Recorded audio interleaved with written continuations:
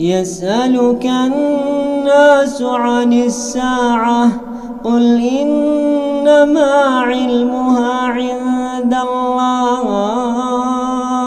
وما يدريك لعل الساعة تكون قريبا إن الله لعن الكافرين وأعد لهم سعيرا خالدين فيها أبدا لا يجدون وليا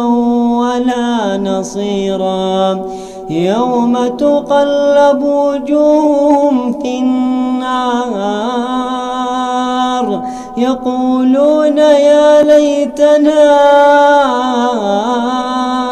أطعنا الله وأطعنا الرسولا وقالوا ربنا إنا أطعنا سادتنا وكبراءنا فأضلونا السبيلا ربنا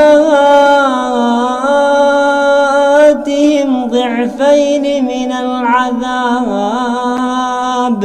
والعنهم لعنا كبيرا.